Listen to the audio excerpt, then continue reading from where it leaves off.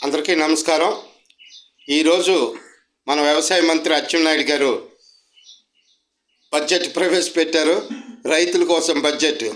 ఆయన బడ్జెట్ చూస్తూ ఉంటే చాలా నవ్వు వస్తుంది. ఎక్కడ చూసినా పాడి పరిశ్రమలకు అవసరమైనవి, మత్స్యకారులు కానీ ఎవరికో 2 ఆవులు ఉంటే ఇంటి ముందు ఒక సాల కడతామని ఇవి చెప్పుకొస్తున్నారు.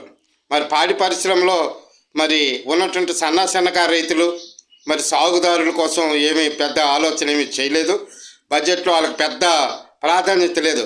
అసలు రైతుకి విత్తనాలు, నాణ్యమైన విత్తనాలు, సబ్సిడీ మీద ఎరువులు మరి ఇవేమి ఇస్తానని అనటం లేదు. మరి బహుళ జాతి కంపెనీల తాలూకు తెచ్చుకుని విత్తనాల వల్ల రైతులు ఎంత నష్టపోతున్నారో ఒకసారి ఏనాడైనా గమనించారా మీరు? ఇది రైతుల పక్షపాత ప్రభుత్వం అంటారు, అదంటారు, ఇదంటారు. మీ బడ్జెట్లో చూస్తే నోరు లేని మూగజీవులకి మేము ఇన్ని కోట్లు కేటాయించాం, అన్ని కోట్లు కేటాయించాం. మరి అవి అయితే అడగవు కదా మిమ్మల్ని. ఆ మూగజీవులు అడగలేవు. అంచేత